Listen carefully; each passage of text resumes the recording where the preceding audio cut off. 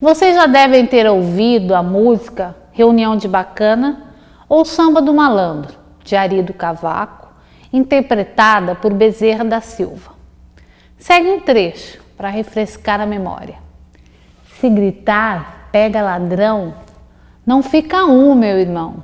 Se gritar, pega ladrão e não fica um. Mais que um ritmo gostoso, essa música nos dias de hoje define com maestria os novos, velhos tempos e hábitos. Em qualquer canto que você vá, do Oiapoque ao Chuí, ouvimos, vemos, acompanhamos o áudio de gravações da Polícia Federal, de verbas que são desviadas, de doleiros que se unem a congressistas para, pasmem, lavar dinheiro. A propina. A desfaçatez com dinheiro público corre solta. Ou é essencialmente má fé? Com a palavra, eles de novo, o juiz Sérgio Moro e a sociedade que está exausta, cada vez mais. Qual o peso e a medida dos desvios praticados nos últimos anos? Atrevo-me a desafiar a lógica, ou o que seria a lógica, para ilustrar os absurdos que nos rodeiam todos os dias. Um governo deve servir ao povo que o elegeu e não deixar-se impregnar pelas facilidades do cargo e ser servido no cargo. Não deve permitir que ilícitas ações conduzam sua gestão e que a massa de manobra que o segue, porque o elegeu, sofra com e pela inconsequência de atos mal intencionados que devastam qualquer nação. A esculhambação com dinheiro público conduz o povo ao pior caminho, a miséria. Muitos brasileiros não têm o que comer, aonde morar, morrem de frio, morrem de fome, morrem de dengue, enquanto os bacanas dormem em berço esplêndido, em travesseiro de pena de ganso, em lençóis de seda. E como fica a massa? A massa fica sentada na calçada, com um copo estendido, tentando conseguir umas moedas para tomar um pingado e, com sorte, comer um pão com manteiga. Considerando, agora, o número recente de excluídos pelo Bolsa Família. Parece piada, mas não é. Em cada esquina dos grandes centros, ou mesmo da sua cidade, você já bateu de frente com essa realidade que não é a deles, mas é a nossa realidade. A maioria dos brasileiros decentes espera que um dia a música, se gritar pega ladrão, não fica um, meu irmão, seja apenas a letra de um samba, não o estado de espírito de alguns que estão no poder. Simples assim.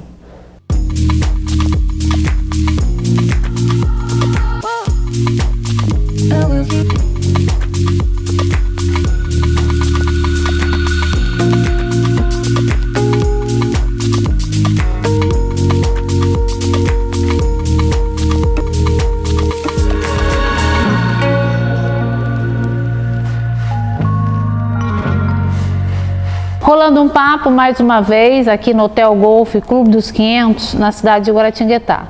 Recebe o engenheiro químico e político Jones dos Santos. Só que se a gente falar que você é engenheiro, poucas pessoas até sabem dessa sua profissão, mas todos o conhecem como político. E a proposta que nós fizemos para o Jones é conhecer a história tanto de Guaratinguetá e Putim, e as curiosidades e peculiaridades com um olhar voltado para o passado. O Jones foi um dos primeiros vereadores da Câmara Municipal de Putim.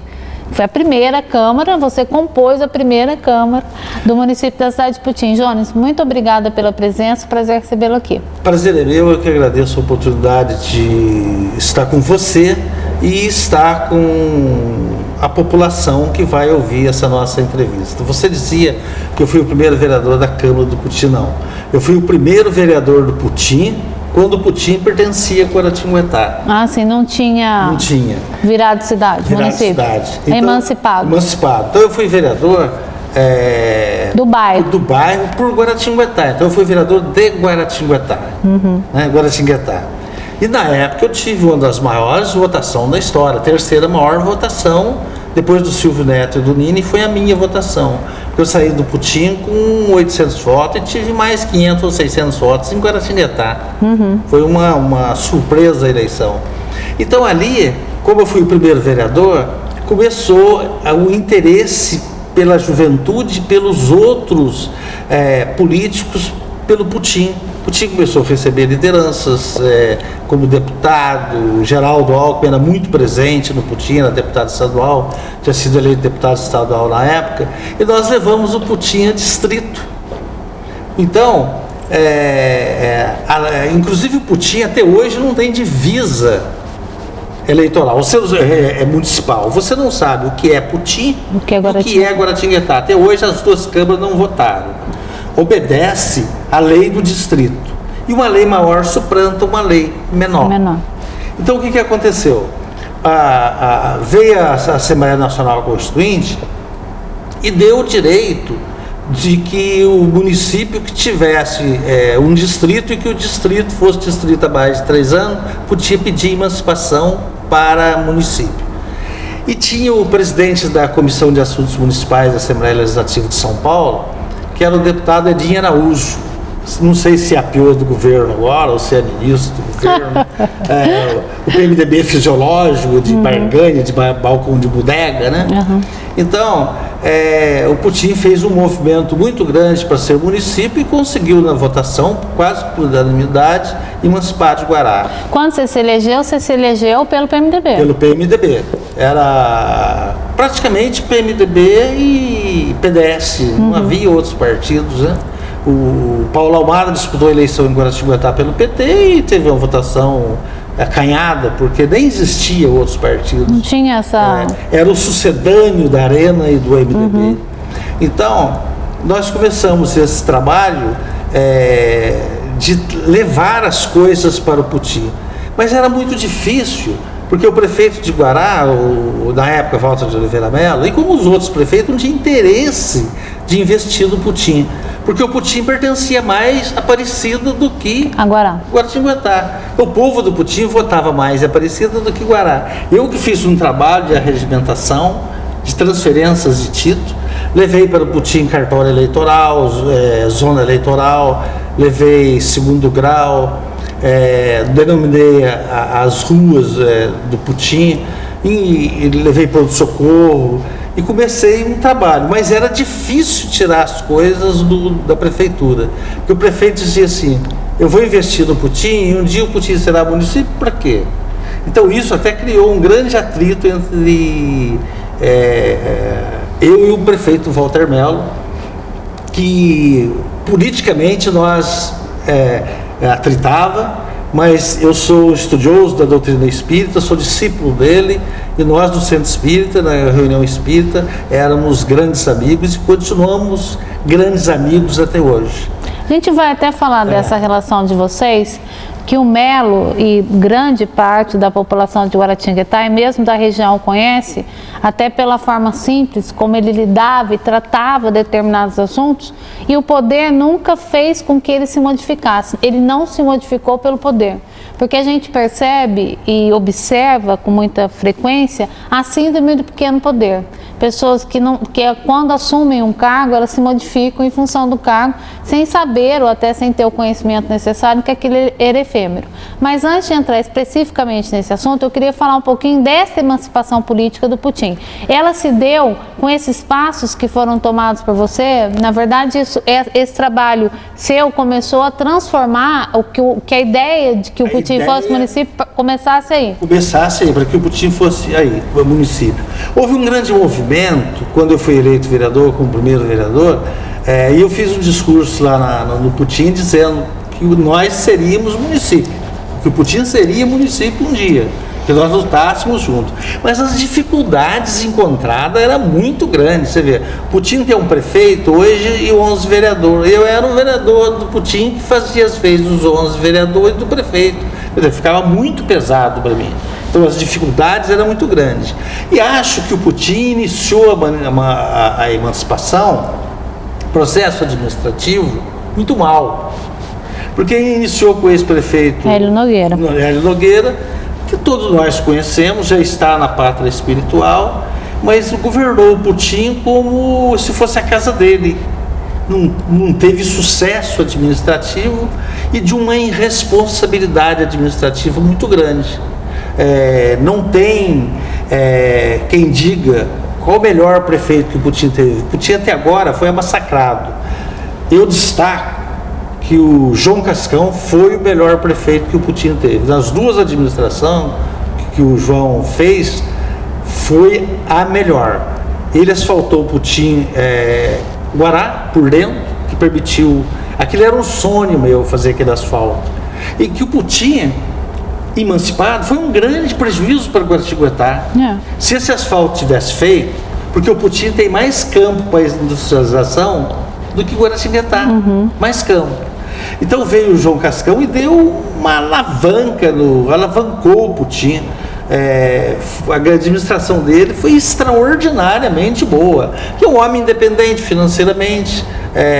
O pessoal reclamava que ele era autoritário, que era isso, que era aquilo, mas isso eu creio que seja coisa dos adversários, porque eu relacionei com ele poucas vezes, mas com muita amizade, com muito carinho. Ele me tratava com muito carinho e me trata com muito carinho.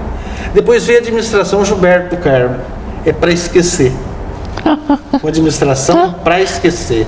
Coitado do Putin, na mão do Gilberto do Carmo, que todo esse pessoal que eu estou dizendo para você aprenderam a fazer política comigo.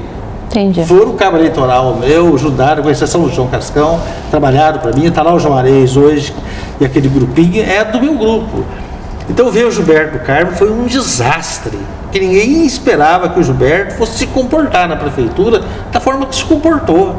Ele desrespeitou a população. Além de ter feito um péssimo governo, se envolveu com mulherada, largou da esposa, que é uma pessoa extraordinária. Foi uma administração para esquecer. Veio a administração do Benito. A administração do Benito era uma administração de perseguição, uma administração autoritária, altamente autoritária. Eu tinha bom relacionamento com ele, mas uma administração autoritária. E o Benito se envolveu com coisas que o prefeito não se envolve, que acabou culminando no seu assassinato. No seu assassinato. Que, aliás, você sabe que desde que aconteceu isso, eu não consegui no Putin? Que eu fiquei tão impressionada com a imagem que acabou sendo exibida nas redes sociais, que embora tenha um papel importantíssimo nesse processo de hoje da tecnologia, mas também tem esse lado negativo, e às vezes você acaba recebendo e vai olhar, você vê aquilo que você não quer. Eu me impressionei tanto com aquilo, com a brutalidade. Primeiro que o assassinato já é uma brutalidade, independente das razões que estão envolvendo aquele fato que aconteceu, se estava certo, se está errado. Isso. Mas da forma, né? Levar tantos tiros e ficar na calçada, próximo à casa dele. E você vê, ele se envolvia mal, porque os caras que mataram ele eram um presidiário em saidinha. Mas, Jones, você acha que esse processo, ou seja, dessas pessoas que assumiram a administração do município de Putin, um município que a gente respeita bastante, elas tiveram o resquício dos mesmos equívocos que foram cometidos pelo Hélio Nogueira? Não tenha dúvida, foi uma sequência. O Hélio foi um professor. Eles miraram no Hélio e foram fazendo. Todas as contas do Benito estão rejeitadas. E agora, como que faz? O vice não pode responder. Quem que vai pagar isso? E o Benito era um homem autoritário, arrogante, autoritário. Ele caçou um ponto de táxi de um cidadão lá e mandou o comandante da polícia militar, não sei se o prefeito tem essa autoridade, para dizer, seu ponto está caçado. Não pode, porque o ponto de táxi é uma propriedade. Quer dizer, ele agia assim. Então as pessoas foram antipatizando com ele de uma certa forma, que quando chegou no final dele e finando o governo dele, ou ele ia ser cassado definitivamente, ou Aí aconteceu o que aconteceu mesmo, porque ele se envolvia com coisas muito baixas. Mas esse excesso de autoridade vem da ausência de autoridade? A ausência que é até fazendo até um paralelo, porque excessivamente as pessoas que assumem, segundo a sua opinião, elas são autoritárias, mas porque tem ausência de uma liderança específica que pudesse modificar esse quadro? Falta de competência. Ah, tá. Porque tem gente que é autoritário para esconder a sua incapacidade. Sim. Não é? Age dessa forma para esconder a sua incapacidade. Falava em aeroporto no Putin, fazer um viaduto que ligasse o Putin a São Geraldo, viaduto. Isso é obra para o governo federal. Não existe um negócio desse. Aí assumiu o vice. Você já viu falar em sopa de Santa Casa? Que não faz bem nem mal? Então, como diria Francisco Xavier, você que é espírita, né? O ruim é você ser mais ou menos, né? Então, faz uma administração acanhada, porque a prefeitura está endividada. Eu li no jornal recentemente, dizendo que a prefeitura de Guará, um vereador de Guará de oposição, dizendo que a prefeitura de Guará deve R$1 milhão. Mas se deve R$1 milhão só, então Putin deve 10, 20 vezes mais do que isso. Endividar o Putin de uma certa forma, que coitado do próximo prefeito. Mas aí inviabiliza, com essas dívidas, inviabilizam qualquer administração que venha, ou seja, para o próximo prefeito, porque ano que vem tem eleições municipais. Adriana, todos os prefeitos municipais do Brasil estão em más lençóis no ano que vem.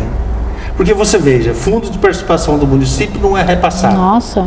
O SUS não é repassado. Você vê que Guaratinguetá está numa situação da saúde tão boa que está vindo gente de Cruzeiro, de Cachoeira para cá, porque Cruzeiro está quebrado, acabou a saúde. Lorena está mais ou menos, mas Cachoeira Paulista a situação é muito difícil. Então nós de Guaratinguetá estamos sustentando o fundo do Vale através da saúde. Isso é o que é? Boa gestão. Boa gestão. Você vê Aparecida. Cada hora, o Márcio é caçado toda hora. Bom, daqui a pouquinho a gente volta desse ponto e vai contar um pouco das histórias que aconteceram aqui na cidade de Guaratinguetá, principalmente com figuras muito conhecidas, como foi o Walter Mello e também o Ranieri e o Gilberto, né, que ficava uma troca, uma alternância de poder entre eles, principalmente Gilberto e Ranieri. Um giro rapidíssimo, nós já voltamos. Gilberto e Mello, não Gilberto Ranieri, retificando. Nós já voltamos.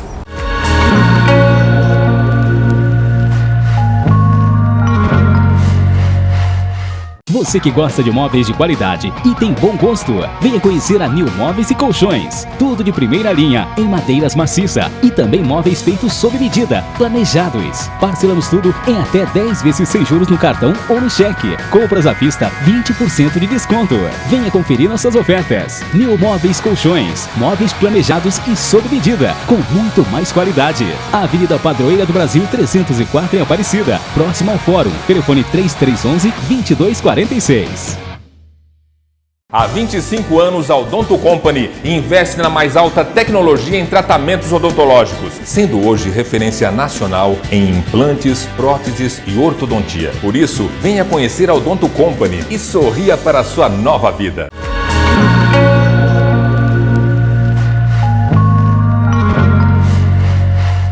Bom, rolando um papo aqui no Hotel Golf Clube dos 500, vocês já sabem, todas as gravações do nosso programa são feitas aqui nesse hotel belíssimo.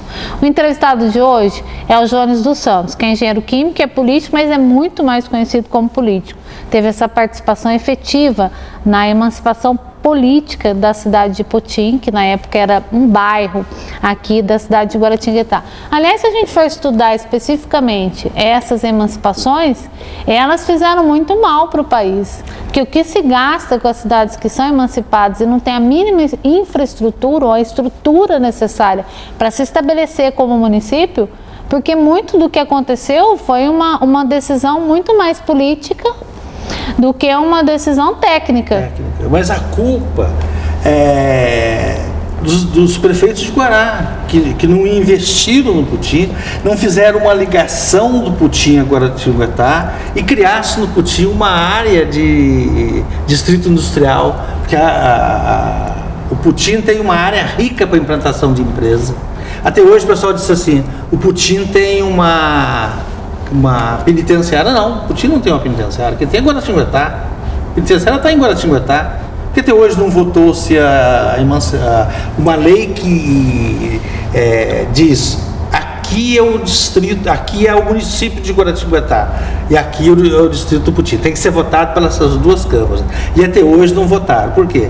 Eu acho mais incompetência da Câmara do Putin, dos políticos do Putin, do que de Guaratinguetá. Guaratinguetá não tem nada a perder. Mas você veja bem, esse trabalho foi um trabalho grande. Eu espero que o próximo prefeito do Putin, que parece, você vê, Roseira começou a deslanchar depois do Chesco. Eu acho que nessa administração que vem, o ano que vem, Putin vai eleger um prefeito que vai colocar isso nos eixos e não vai nos envergonhar tanto. Eu tenho, por exemplo, vou contar uma história para você. Você fala, quando você usa esse termo, não vai nos envergonhar tanto, porque você se considera um cidadão de Putin? Eu sou um cidadão putiano, até tenho o título de cidadania do Putin e sou comendador pela Câmara do Putin, pelo mérito da caridade. Criaram esse título lá para mim, votaram. Você veja só, eu tenho meu coração no Putin, aliás, eu pus a pedra fundamental daquilo. Eu fui o primeiro vereador, eu criei aquilo lá, eu fiz o pessoal de lá entrar na política. O Gilberto do Carmo, ex-prefeito, ele falava lá no Frei Hans com o Lobo: ô Lobo, eu sou amigo do Jones. Aí o Lobo disse: o Jones está na sua administração? Ele disse: não, então você não é amigo do Jones, o Jones que é seu amigo, porque ele devia estar na sua administração. Isto me traz uma certa mágoa, porque a consagração de um político é o cargo, pela história que eu tenho com o Putin. E nunca fui convidado para nada no Putin, por nenhum prefeito do Putin. Tem gente... Mas esses comentários que você faz referentes ao município do Putin, eles não são embasados nessa pouca afeição que você sentiu das pessoas com você? Não, porque eu podia colaborar com o Putin, um relacionamento que eu tenho com o Lobo, sim, você ótimo, sabe disso, e com Alckmin no passado. Eu falei com o Gilberto uma vez que nós conseguiríamos uma verba para construir a prefeitura do Putin. E ele, fui lá, falei com ele, tentei várias vezes, depois desisti porque não via interesse dele. Foi aonde ele foi atrás do Lobo para conseguir essa verba e o Lobo deu essa resposta a ele. Então você não é amigo do Jonas, o Jonas que é amigo seu. Se você, era mais do que justo que eu participasse de alguma administração e pudesse, com os meus conhecimentos, e conhecendo o Putin como eu conheço, e conhecendo a política estadual, eu poderia ter ajudado muito o Putin. E isso foi desprezado, mas eu entendo perfeitamente que a vaidade política é maior do que os benefícios que a cidade pode receber. Está acima. Quando você fala da vaidade, e essa é uma característica muito acentuada, em todos nós seres humanos, mas nos políticos parece que elas são ainda mais acentuadas, né? Tem uma expressão muito latente até em função da bajulação. Por isso que o Alckmin, toda vez que ele fala aquela frase de Santo Agostinho: prefiro os que me criticam porque me corrigem aos que me bajulam porque me corrompem. E o Dr. Mello dizia: quero agradecer os que me criticam, porque me ajuda a me corrigir os erros. Pouquíssimos têm essa ideia. A sua saída da vida política, ela se deu por esse... não vou dizer o termo, esse desânimo com relação às coisas que aconteciam, você... um desencanto. Desencantar-se.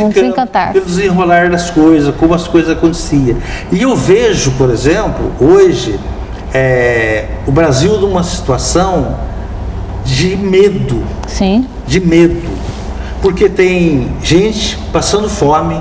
Até dezembro... Desempregado. Até dezembro deste ano, você tem o seguro-desemprego e as indenizações. E o ano que vem? Jesus. Aí você vê um fisiologismo, o PMDB, o pessoal devia pensar nisso. Qual o candidato do PMDB do município?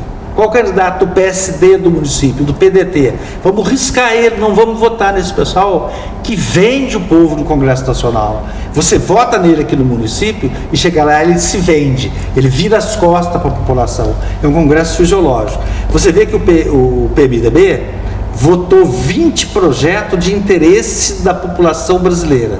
A Dilma chamou eles lá, deu 7 ministérios para o PMDB, ele derrubou o veto dos 20 que eles tinham votado a favor, votaram contra. Essa não seria também uma característica muito nossa, muito do Brasil? Não. Esse fisiologismo, principalmente a gente tem mais de 30 partidos, 33 partidos, com a possibilidade de alguns outros partidos serem criados, daí tem partidos pequenos que se prestam a fazer, em época de eleição, a servir como balcão de negócios para servir para cargos. Se você me apoiar, eu te dou uma secretaria. Então a gente sabe que esse é um quadro muito do Brasil. Tem candidato a prefeito aqui em Guará que precisa 3 prefeituras para acomodar todo mundo que ele prometeu de dar emprego e secretaria. Precisava de uns 10 planejamento, umas 3 central de serviço. Mesmo porque nós tivemos prefeito de Guaratinguetá, queria vender o SAEG, que acabou com todos os caminhões e máquinas do SAEG, terceirizou tudo. Isso teve interesse por trás. Eu sou bobo que não acha que não teve interesse por trás, interesses escusos por trás. A prefeitura perdeu tudo isso, perdeu o seu patrimônio. Vender o SAEG era um crime, que foi criado pelo prefeito Ranieri. E é o que sustenta a autarquia, que sustenta Guaratinguetá. Mas esse fisiologismo, ele vem lá de cima. Ele vem lá de cima. Os prefeitos que tomarão posse o ano que vem vão tomar posse. O Carlinhos de Almeida, no mês passado, faltou R$400 mil para pagar a folha de pagamento. Carlinhos de Almeida de São José dos Campos. Então você veja uma cidade como São José dos Campos. Ou você enxuga a máquina, que a Dilma não quer fazer. Agora, quanto aos partidos pequenos, é uma causa de barreira. Ou você faz uma lei, tentar uma reforma eleitoral que vai do nada a lugar nenhum. Faz uma lei eleitoral que diminua o número de partidos, porque dá muito prejuízo. Cada liderança tem carro a mais, tem funcionário a mais, tem 3, 4 carros a mais. Liderança de 4 deputados. Eu quero ver o cara ser líder da rua. Então o que acontece? Aqui em Guaratinguetá, e como em outros municípios, está acontecendo. Eles pegam os partidos pequenos, arregimenta os candidatos a vereador, como se Guaratinguetá não tivesse um coeficiente para eleger vereador de 7 mil votos. Claro. Não é? Aí vende para candidato a prefeito. Ele arregimenta o partido pequeno, partido de negócio. Aí você vai em São Paulo, paga uma mensalidade por mês para os fidelis da vida, para os universais da vida, e enche de gente que não tem a mínima condição de se eleger. E não conhece de política, não sabe por que está fazendo política. E esse pessoal são vendidos como boi vai para o matadouro, em troca de cargos. Uhum. O povo nosso não percebe isso. Essa é uma cultura. É uma cultura. Que tem prevalecido, e obviamente que ela é nociva. Por tudo que tá sendo falado por você. Só que daí tem o contraponto, né? Que quem vota, ou quem poderia fazer essas mudanças que são expressivas e necessárias, seria por meio de uma reforma política, que foi votada recentemente e não mudou absolutamente nada daquilo que era essencial para ser modificado. Porque é claro que o deputado, ele não vai fazer uma lei que contraria os interesses dele. Então, mais até do que a responsabilidade do tudo que se envolve, dos partidos que são conhecidos, os eles e vezeiros, da própria população que acaba votando em pessoas que não têm esse comprometimento político de fato, né? Não tem compromisso com a política, tem compromisso com a politicagem. Matar o dragão é fácil, difícil é remover os destroços. Nós ainda estamos vivendo resquício da ditadura. É o único país do mundo que tem 3 senadores por estado. Ah, sim. O pacote já... Meu caso de Roraima, lá de Boa Vista, em Roraima, um voto em Roraima vale mais do que no estado de São Paulo. Vale 10 para São Paulo, 20, 30. Tem muito candidato que sai de Mogi e vai ser candidato lá para ter a cadeira. Porque eles querem a vaga. Então você veja, o pacote de abril de 78 deu direito ao Norte e Nordeste a eleger deputado, mais deputado que o Sul e Sudeste. E aí como que se derruba isso? Só um outro ditador? Você faz uma lei, eles votam. O Fux, ministro Luiz Fux, quis mudar isso agora. E não conseguiu, o pessoal gritou. Muito difícil. Então você vê, nós ainda estamos vivendo o resquício da ditadura. Com problemas terríveis para resolver.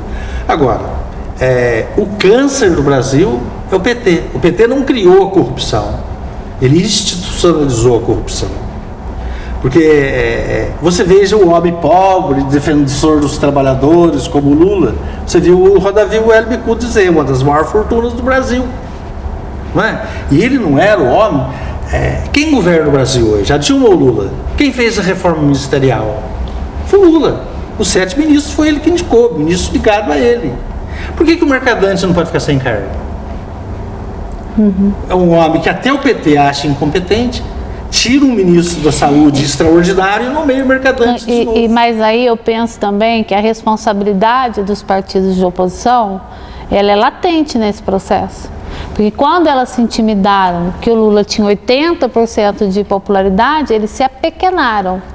E quando eles ficaram pequenos, eles deixaram de defender os interesses de uma minoria à época, que era contrária àquilo que estava sendo feito. Adriana, mas como que você defende, combate? Você tem 10%, tinha 10%, hoje tem mais, no Senado, e 20% ou 25% na Câmara. Não.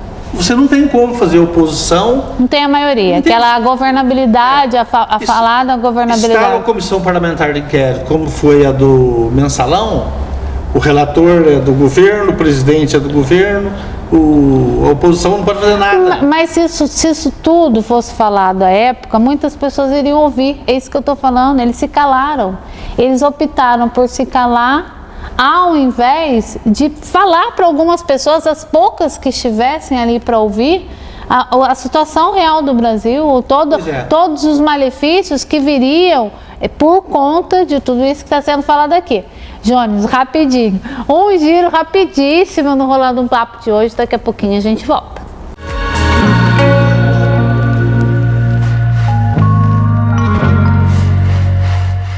Fazer Transportes Diferenciados, uma transportadora especializada em coleta e entrega de encomendas urgentes. Cobrimos todo o Vale do Paraíba Paulista e Carioca, Litoral Norte e Sul de Minas. Fazer Transportes Diferenciados, veículos de pequeno e médio porte e assegurados pela Porto Seguro. Sua encomenda será entregue no prazo e com segurança e qualidade. Faça o orçamento sem compromisso. Fazer Transportes Diferenciados. Oi, gente, estou muito feliz em poder contar com a parceria da Odonton Company na minha fundação. Escolhi a Odonton Company porque conheço a administração dela há muitos anos. É uma empresa sólida, responsável, exigente com a qualidade dos seus tratamentos e muito séria. É uma clínica mais especial, pois é especialista em todos os procedimentos da odontologia. Tudo com equipamentos e tecnologia de altíssima qualidade. Por tudo isso, confiei as minhas crianças e todas as pessoas atendidas pela Fundação aos cuidados da Odonton Company. Tenho certeza que eles vão cuidar com todo carinho e profissionalismo. Beijo a todos vocês. Odonton Company. Paixão pelo seu sorriso. MC Texturas e Grafiatos, o melhor preço e qualidade. Compare. Refil de textura e grafiato por apenas R$ 27,00. Temos também grafiato, textura lisa, textura design, seladora, massa PVA, massa acrílica, mão de obra predial, residencial e serviços com gesso. Marque um orçamento sem compromisso. Ligue 3133-2631. MC Texturas e Grafiatos, transformando casas em lares.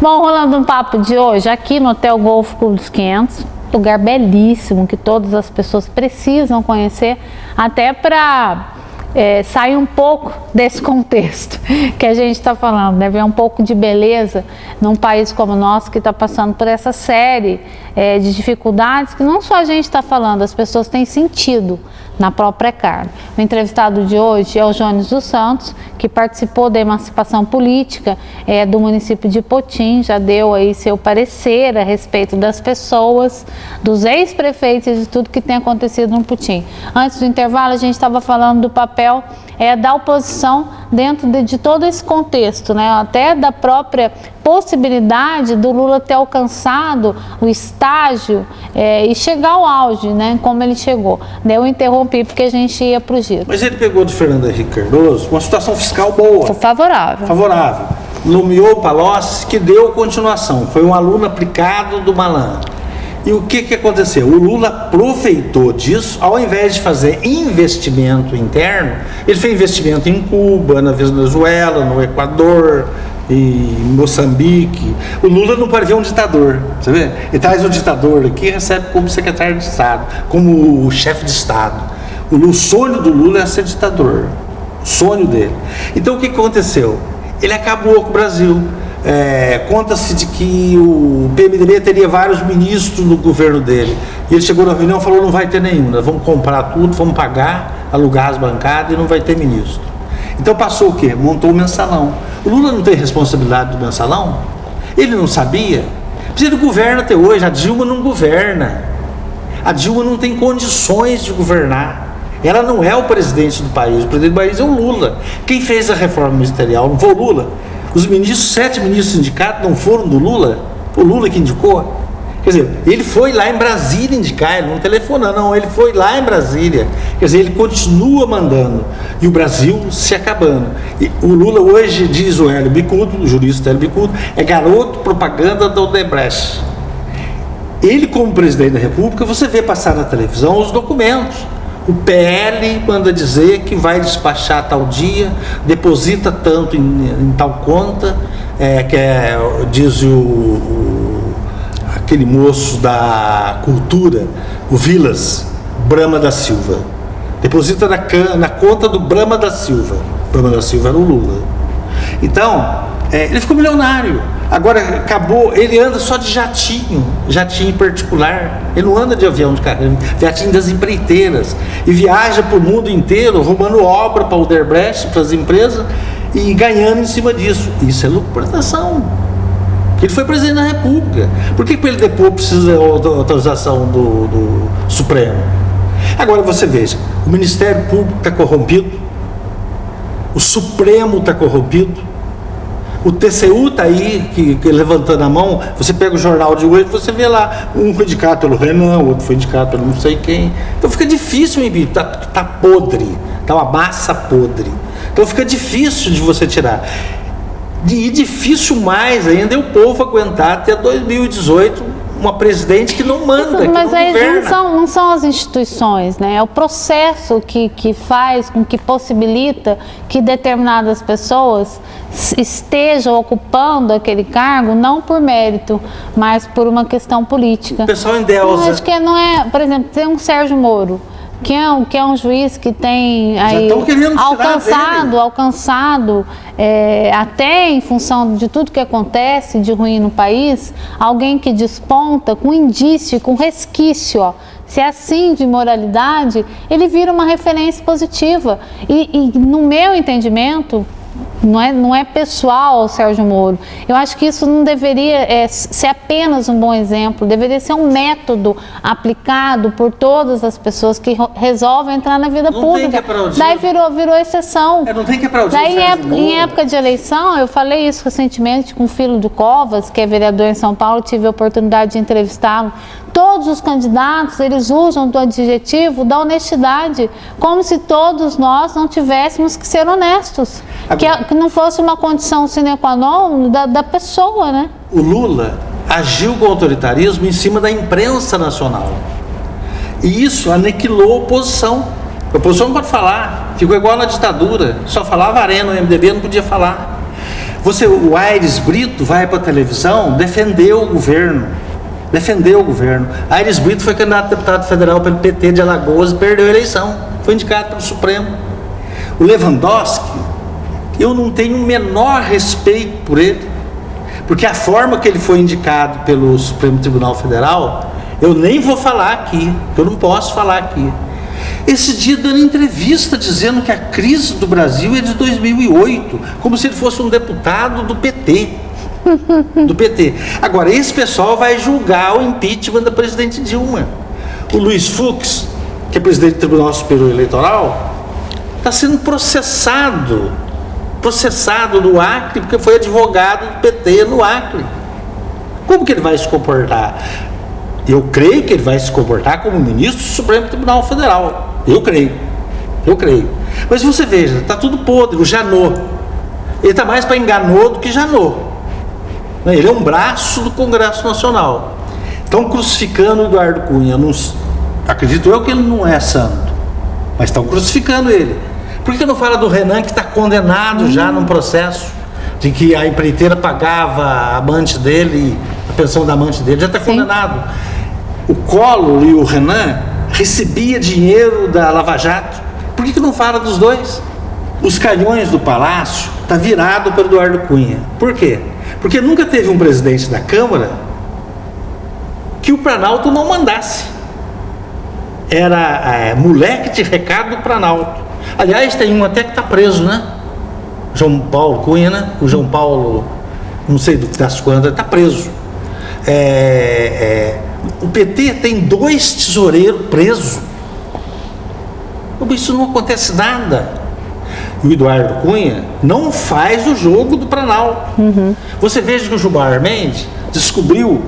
Claro que a gente não está o isentando de todas as acusações que pesam contra ele também. Porque olha o cenário, é muito complicado. Eu estava conversando com você aqui em off e recentemente conversei com política, a gente estava fazendo essa análise com o Márcio Meireles, que veio aqui e falou assim, olha, se a Dilma sair, assume o Temer, que tem implicações. Se o Temer sair, assume o Eduardo Cunha, que hoje tem uma série de denúncias que pesam sobre ele. É claro que a gente não está fazendo acusação, porque aqui a gente não é juiz para fazer o julgamento, acompanhando as notícias que têm sido veiculadas e que falam de todo esse imbróglio que está envolvendo hoje o presidente da Câmara também. O Márcio Meireles está equivocado. O substituto natural da Dilma é o Michel Temer e não está impedido. Ele só ficará impedido se esse processo que está aberto, cassação do registro da candidatura dos dois, por crime eleitoral. Porque o Gilmar Mendes descobriu uma empresa em São Paulo, uma gráfica, que fez negócio de 6 ou 8 milhões de trabalho para a campanha da Dilma e não tem endereço, não tem registro CNPJ, não está registrado na junta comercial, não existe, é fraude. E o Gilmar Mendes é o único que peita esse pessoal. Ô Jones, a gente está falando de todos esses nomes e eu tenho batido muito nessa questão no programa, já escrevi vários textos, comentários de abertura que pautam sobre essa questão, que é a ausência de liderança. São sempre os mesmos. Tanto que, desde que eu sou jornalista, são sempre as mesmas pessoas que são alvo de críticas. Né? Os personagens, eles não foram modificados. Essa ausência de liderança, e tomando um pouco ao ponto inicial do programa, né, que ficou um tempo aqui em Guaratinguetá também, essa alternância de poder do Melo e do Gilberto, ela tem um impacto muito negativo, tanto em nível nacional quanto em nível regional e local. Mas não era falta de liderança, era falta na época de partido. Sim. Você só tinha 2 partidos, o PMDB e o... No caso do Gilberto e do Melo. Do Melo. Aliás, não tinha partido, era um movimento para chegar ao partido. Porque a MDB era um movimento para chegar ao partido, a Arena não era partido. Depois, quando passou a ser partidos, que veio essa famigerada lei que dá direito à Câmara fixar os números de vereador, e aqui em Guará, 11 vereador é muito pouco, é fisiologismo, é fácil do prefeito manobrar os 11 vereadores. E isto é culpa de um ex-prefeito que saiu daí e quer voltar, que queria fazer a maioria na Câmara, então não deixou aumentar o número de vereador. O número de vereador não fica caro para a Câmara, porque o orçamento da Câmara é o mesmo. Agora, eu sou a favor de uma coisa: vamos acabar a coordenada de vereador. Que é o movimento que tem acontecido hoje em todas as cidades. O Tito Costa apresentou uma emenda na Câmara Federal, na Constituinte, que só recebia ordenado de vereador cidade que tivesse 300 mil habitantes para baixo. Para cima. Para baixo, não. Até 300 mil habitantes não recebe. Então... Por que você acha que essa relação custo-benefício ela está contente? Ou seja, o quanto a Câmara custa para o serviço que ela presta? Não, está aquém, porque é o partido sim senhor, né? Os vereadores enchem a prefeitura de cabo eleitoral e parente, acorda com o prefeito e faz o que o prefeito manda.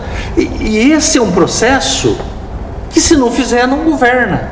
Então o que acontece? Se fosse 17 vereadores, não era mais difícil?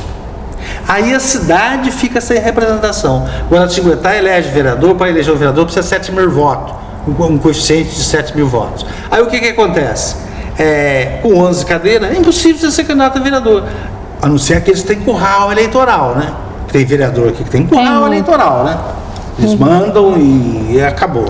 Então você vê que muita gente boa fica de fora. Vou citar o caso do Kleber Campos, que teve 1.500 votos e não conseguiu se eleger porque o partido não fez o quociente, né? Se tivesse o quociente eleitoral de 17, ele estava eleito vereador. E a cidade fica mal representada. A cidade, o grande não é. O Putin tem o mesmo número de vereador de Guará.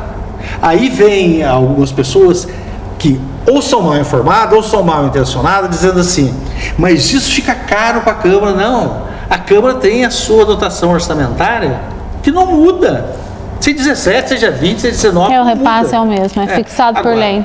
Aparecida apresentar uma lei para o salário mínimo. Eu gostaria que apresentasse em Guará para o salário mínimo. Mas esse movimento da ausência de remuneração ou de abaixar o salário tem ocorrido nas redes sociais, quase todas as cidades da região. Virou profissão. Não é porque agora, porque o que está acontecendo e que é positivo, não sei se você concorda comigo, é que as pessoas parece que elas estão saindo do seu estado natural de apatia e estão começando a reagir, a reação àquilo que tem acontecido. Não sei se porque o copo d'água transbordou, as pessoas não estão suportando, o grau de suportabilidade ele cessou e que as pessoas têm ido às ruas, têm se manifestado. E não é contrário especificamente ao status quo apenas, né? É a tudo que se refere ao status quo. Não é só a um governo, mas a toda a corrupção que envolve todas as cidades, todos os municípios, os estados. Então não é um fato isolado. Adriana, antes de falar do Ranieri Melo, eu queria falar, você já imaginou Marta Suplicy no PMDB? Marta Suplicy é o diabo e o coisa ruim, inferno que ganha. Porque ela entrou no PMDB dizendo assim que era para combater a corrupção. Você quer partido mais corrupto, mais safado do que o PMDB? Quer partido mais ordinário? Só vota se der alguma coisa para eles. E eles pegam na cara dura, sem medo de nada. Toma lá, dá cá. Eles não são Dilma, até que a Dilma contempla eles e o Lula foi lá e mandou dar o que eles querem. Porque vai vir o impeachment e nós precisamos deles. Bom, a gente está aqui no Hotel Golf Clube dos 500, rolando um papo. O papo de hoje é com o Jones Santos. O Jones, ele é engenheiro químico, mas todos o conhecem como alguém que está relacionada a trabalhar pelo bem, né? Ele tem um trabalho assistencial que é muito conhecido na cidade de Guaratinguetá e foi político durante muitos anos. E quem foi político não deixa de ser, vocês têm visto aqui. A gente vai dar um giro rapidíssimo, depois a gente volta para falar de Gilberto Filippo, de Ranieri e de Melo.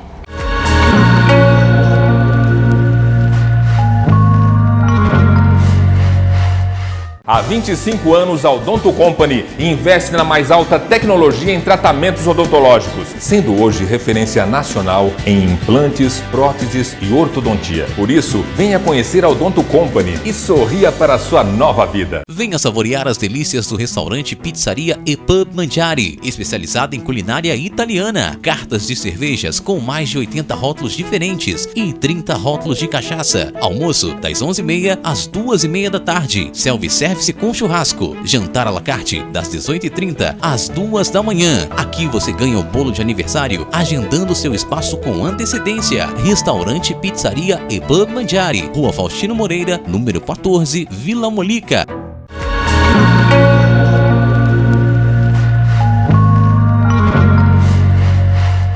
Bom, no Rolando um Papo de hoje, eu converso com Jones dos Santos. O Jones, ele participou da emancipação política do município de Potim, como você pode acompanhar no primeiro bloco desse Rolando um Papo. E no decorrer do programa, eu falei até que a gente ia citar os prefeitos, né? O Ranieri, o Mello e o Gilberto. E houve uma alternância de poder e o Mello era muito ligado ao ex-prefeito Ranieri. Como se diz na gira política, o Mello era cria do Ranieri. O Ranieri deixou a prefeitura em 72 e foi o único prefeito da história de Guará a fazer o sucessor. Que foi o Mello, no caso. Foi o Mello, elegeu o Walter Mello, que era um sargento da escola e pagava aluguel de casa. Mas fazia aquele programa espírita na rádio. E que, aliás, morreu pobre, né? Seu Mello morreu sem nada. A declaração de bens dele para tomar posse, eu estava lá, tomei posse junto com ele, foi nada a declarar. Vale lembrar que foram os prefeitos que mais fizeram para a cidade de Guaratinguetá. Você veja, Guará não tinha. O fórum foi feito pelo Mello, Gilberto botou a placa de inauguração, foi feito pela Casa da Lavoura, a placa de inauguração foi o outro prefeito que pôs, mas ele criou a Codesc, que proporcionou crescer do Itaguará ao final do Jardim do Vale. Portal, o loteamento da Codesc, onde está a sede da Ordem dos Advogados, o Tribunal de Contas, aquela região toda, o prefeito de desenvolvimento. Ele criou aquilo porque ele falava para mim, quantas vezes nós passamos a noite conversando, ele dizia, eu não tinha compromisso com ninguém em Guaratinguetá, eu era de fora, então eu podia fazer. Então, se não fosse a Codesc, Guará existia quantos mil habitantes? Hoje 40? Ele tinha 40 na época. Então, ele foi o prefeito do desenvolvimento. Eu quero ver alguém, o Gilberto foi prefeito 2 vezes e o Mello 2 vezes, e o Ranieri 1 vez. O MDB ficou 16 anos no poder. Então você veja que esses avanços só foi possível através do Mello. E o Ranieri que criou o AME, que abriu e que acabou com o coronelismo que tinha em Guaratinguetá. Político mandava bater em professor, bater em estudante. Isso acontecia em Guaratinguetá. E o Ranieri acabou com isso. Ganhou a eleição por 166 votos, uma soma. E o Mello era um homem que pagava aluguel de casa, não se importava com os bens materiais, viajava para São Paulo atrás de verba e comia sortido em bar. Vamos falar do sortido? Ele não fazia isso em época eleitoral, né? Era o comportamento dele. Porque às vezes você vê político em época eleitoral entrando em bar para comer como se fosse uma pessoa simples, mas o Mello era conhecido e reconhecido até pela simplicidade que ele levou até quando ele morreu, né? Ele não era uma pessoa que ostentava. Não, nem na Câmara foi velado. Eu achei isso aí. Então, ele deveria ter tido esse reconhecimento. Eu tive o privilégio de conviver com o Mello até ele morrer. O Mello, quando adoeceu muito, foi lá para o asilo, diretor do asilo, e ficou comigo lá 6 ou 7 meses. O Dr. Júlio e o Milton Pérez iam cuidar dele lá. Você veja, houve uma celeuma na cidade, todo mundo falava. Quem é que ele estava sozinho? A imprensa falava que ele estava sozinho. Não é verdade, ele perdeu a esposa, uma filha tinha problemas psíquicos e o filho tinha que cuidar, ele levei para lá e ele ficou muito feliz lá, e os velhinhos mais felizes ainda, e ele saiu de lá o dia que eu levei ele embora, ele foi embora chorando. Então, ele dizia assim, você é meu pai e meu filho. E eu falava para ele, o senhor é meu pai. Vou até chorar. O senhor é meu pai, meu filho e o meu professor. Meu Deus. Aquelas noites que ele passou lá no asilo, que a gente conversava, tem coisas que eu não posso revelar. Até coisas íntimas dele que eu não posso revelar. Não me autorizo a revelar por ele. E convivemos até o final. Na próxima encarnação eu quero ser igual ao Mello. Desprovido de bens materiais. O Ranieri, quando deixou a prefeitura, ele afastou da delegacia de polícia para ser prefeito.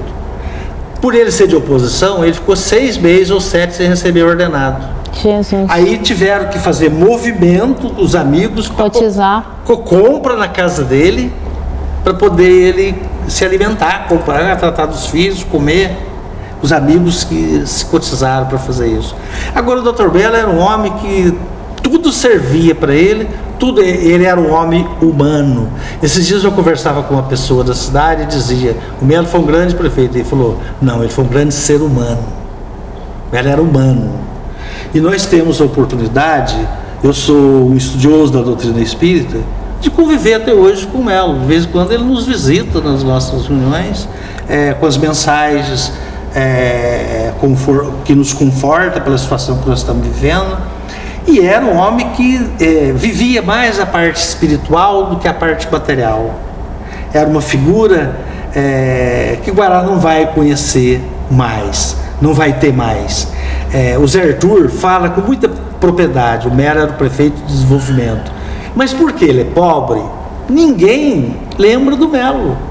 Porque ele era um homem pobre, do lado da cidade, do Rio de Janeiro, né?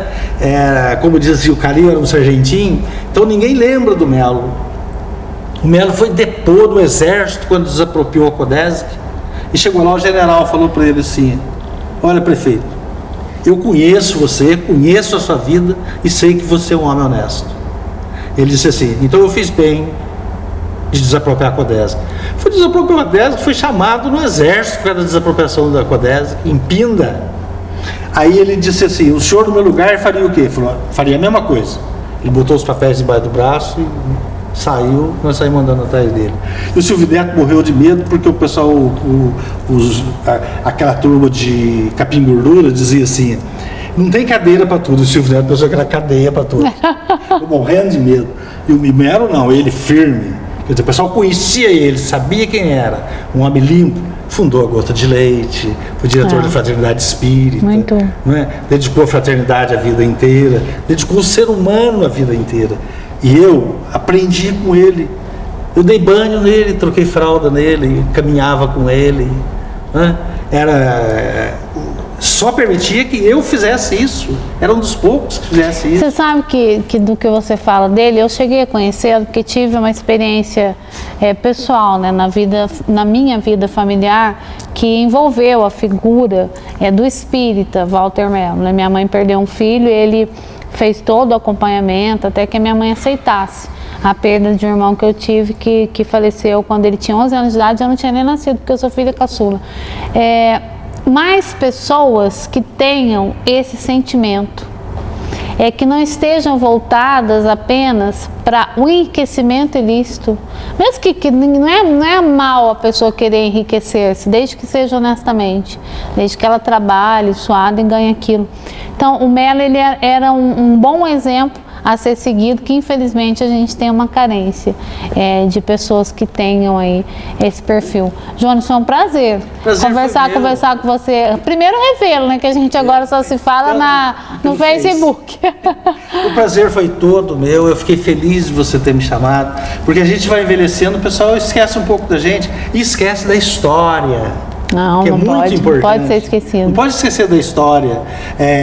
Ainda mais uma história como a dele e uma pessoa como ele. E como nós convivemos, eu com ele. O pessoal fala assim, não é possível, você brigava com o Melo o tempo inteiro quando era vereador, o Melo prefeito, agora vocês não se largam. Pois é. Um abraço para você, até a próxima. Um abraço a você e muito obrigado. Gente, muito obrigada pela audiência do programa Rolando um Papo, que cresce a cada semana. Muito obrigada pelo carinho de vocês. Acompanhe a programação da TV Vale. A partir das 10 horas da manhã já tem programa ao vivo, tem muitas novidades e outras novidades virão por aí. Um grande abraço a Natália Nascimento, que é a minha maquiadora. Minha maquiadora e que faz maquiagem e penteado toda segunda-feira. A Natália cuida de mim, um beijo para ela. Ao Alex Silva, que é o diretor do programa Rolando um Papo, muito obrigada ao Alex. A Priscila Barbeta, que edita o programa Rolando um Papo, e todos os demais companheiros aí da TV Vale, convidando vocês para assistirem toda a programação da TV Vale. De manhã tem o Tudo Aqui, depois tem o Baracho, depois tem outro programa de São Paulo que está sendo exibido ao vivo aqui na TV Vale, depois o Dicas do Vale, tem o Bruno, que tem o Entre Músicos do Bruno, imperdível, tem o Faísca com o programa de carnaval. Então toda a programação feita especialmente para vocês. Como eu digo, eu repito, a parceria com vocês me fortalece. Um beijo, até a semana que vem.